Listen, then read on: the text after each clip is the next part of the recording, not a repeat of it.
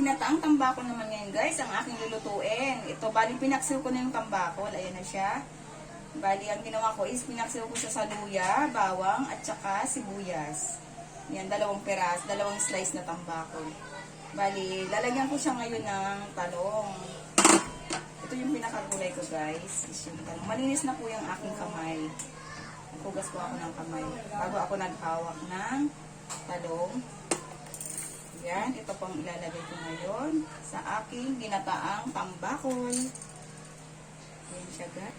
Ano siya guys? Bali maglalagay na ako ngayon ng kokumama gata. Yan, lalagay ko na ngayon guys ang aking kokumama gata. Yan siya.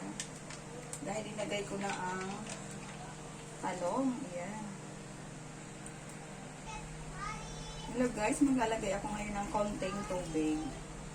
Nagdagan ko siya ng konting ng tubig kasi sobrang lapot naman kasi ng niya, ng gata. Kaya naglagay ako ng konting sabaw. Takpan na natin siya guys para maluto ang ating ginataang tambakol. Ano siya guys, maglalagay ako ngayon guys ng siling green. Ayan, ang siling green para mas masarap ang ating ginataang tambakol. Ayan. Habang kumukulo-kulo na siya. Diba? Dahil dalawang piraso nga lang guys yung aking isda na slice, dalawang slice. Kaya yung gata ko is marami naman. Nagdagan ko na lang ng konti yung yung pinakagata niya. Ng konting-konting tubig. Yan na siya guys. Hayaan lang muna natin siyang kumulo.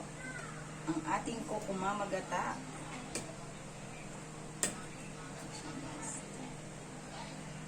Parang namiss ko kasi kumain ng ng gatang isda.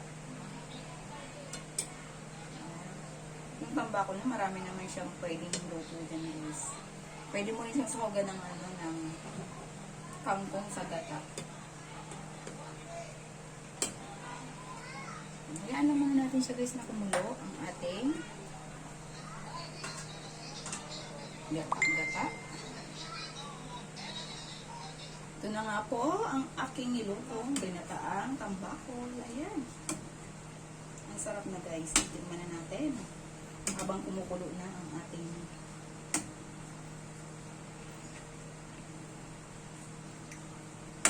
ayun, napakasarap na. Ayan, ang ginataang tambakol. Ang sarap. Sarap na siya guys. Talagang umano yung niya, yung gata. Nilagyan ko rin siya ng sili para maanghang. Maanghang-anghang siya. Ayan. Yan na guys. Maraming salamat sa panonood.